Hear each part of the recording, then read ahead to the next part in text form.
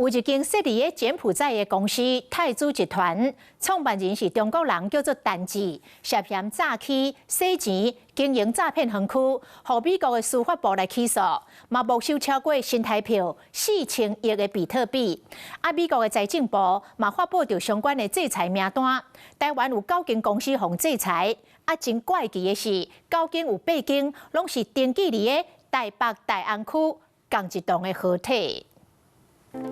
前西装出席各种活动，柬埔寨泰铢集团的控股创办人陈志公司网站的介绍，写积极参与慈善事业，帮助柬埔寨当地发展。不过，伊即马被美国检方起诉，涉嫌电话诈欺、洗钱、共经营强迫劳动台底盘诈骗园区。Prosecutors say $30 million was stolen every day, and Chen allegedly laundered millions in Bitcoin to buy luxury items like a townhouse in London, a yacht, and fine art. And obviously, the breadth and depth of this particular scam, our first priority with that $15 billion is try to make as many victims whole as we can. 美国财政部申请没收价值150亿美金，相当于超过新台币4000亿的 Bitcoin 密块银，讲这是史上上大规模的没收行动。那美国财政部针对这个事件嘛发布相关的制裁名单，当中嘛会当看到台湾，包括3个台湾籍的女性，还有9间伫咧台湾登记的公司。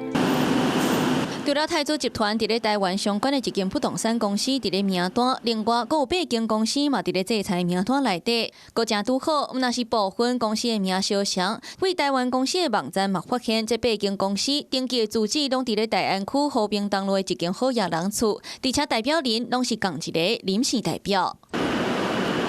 实际到台湾泰铢不动产投资，对这个事件，因表示台湾遮主要的头家是新加坡人，公司负责卖海外不动产，嘛强调内部的营运拢是合法合规定。Hello， 我是林仙怡，想要抢先掌握最及时的新闻资讯吗？赶快订阅、按赞、开启小铃铛，锁定华视新闻 YouTube 频道。